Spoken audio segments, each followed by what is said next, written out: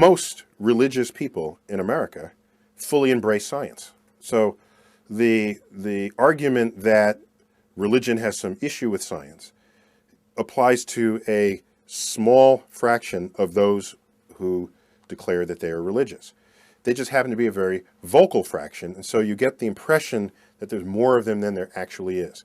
It's actually the minority of religious people who reject science or feel threatened by it or want to sort of undo or restrict where science can go.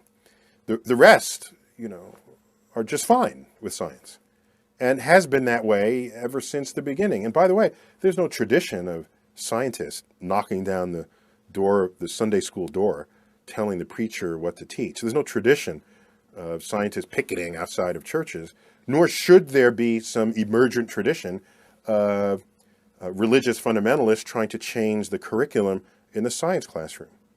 There's been a happy coexistence for centuries, and for that to change now would be unfortunate, because I've seen this happen in other nations and other states where the consequences are that you just basically recede back to the cave, because that's where you land when you undermine the scientific and technological innovations that come about when you're a properly trained scientist or technologist. Consider also that in America, 40% of American scientists are religious. So this notion that there's some that if you're a scientist, you're an atheist, or if you're religious, you're not a scientist, that's just empirically false. It's an empirically false statement. And what I mean by religious is you can pose the question in a way that is unambiguous.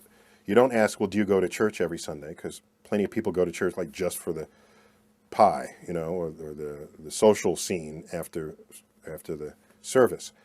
You ask people, do you pray to a personal God? If you say yes to that, you're religious by presumably anybody's standards of your conduct.